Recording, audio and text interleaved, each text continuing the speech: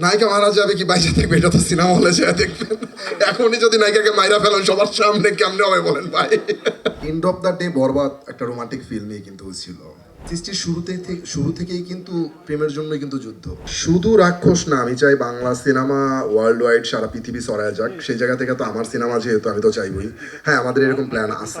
আমি যখন বরবাদ বানাই, বরবাতের ফার্স্ট প্রেস মিট যখন হয়, তখন আমি বলছিলাম যে আসলে আমি সত্যিকার অর্থে গুছায় কথা বলতে পারি না। সো গুছায় সিনেমাটা বানানোর চেষ্টা করি। তো ওই জায়গা থেকে গুছায় সিনেমাটা বানাইছি, এবং বানানোর পরে যেটা হয়েছে, আমি সারা বাংলাদেশের মানুষের এত বেশি ভালোবাসা পাইছি। এরপরে আসলে আপনাদের ভালোবাসা নিয়ে সেকেন্ড ফিল্মের যাত্রা শুরু করছে। অবশ্যই এই ভালোবাসার জায়গা থেকে সবার যে এক্সপেকটেশন, আমার একটা রেসপন্সিবিলিটির জায়গা থেকে আসলে কতদূর পারছি, কতদূর কী করতেছি, চেষ্টার জায়গায় কোথাও কমতি রাখতেছি না। কজ সবার আমার উপর একটা এক্সপেকটেশন আছে যে আসলে আমি কী বানাইতে যাচ্ছি আফটার বরবাদ। সো ওই জায়গা থেকে আমি তো একটু নার্ভাস আছি। তারপরেও আসলে দীর্ঘ 1 ইয়ারের মতো হচ্ছে মানে চেষ্টা করলাম গুছায় কোনো কিছু বানানোর। সো গুছায় যেটা বানানোর চেষ্টা করতেছি, ওইটার এক ঝলক আজকে। তো আশা করি একটা ঝলক দেখার পরে সবাই বুঝে ফেলবেন যে আসলে কি আসতে যাচ্ছে।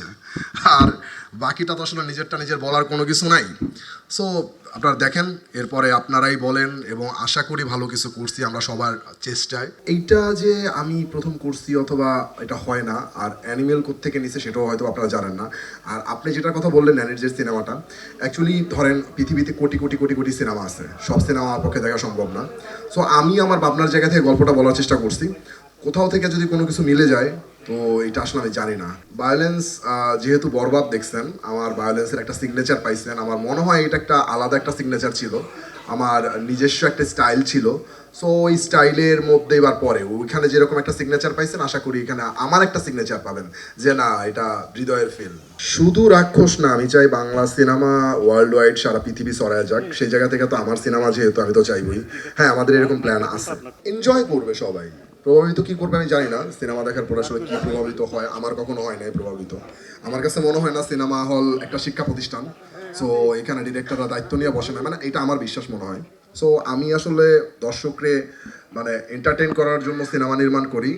সো আমার মনে হয় যে সবাই পাবে, ওই আনন্দটা পাবে। এন্ড অফ দ্য ডে বরবাদ একটা রোমান্টিক ফিল্ম নিয়ে কিন্তু ছিল। Romance and violence. সৃষ্টির শুরু থেকেই কিন্তু প্রেমের জন্যই কিন্তু যুদ্ধ। প্রেমের মধ্যে যুদ্ধ থাকবেই, সব প্রেমেই যুদ্ধ হয়। সেটা ধরেন মারামারি হোক আর বোঝা পোড়ায় হোক, এক ধরনের মানে ইয়ে থাকেই।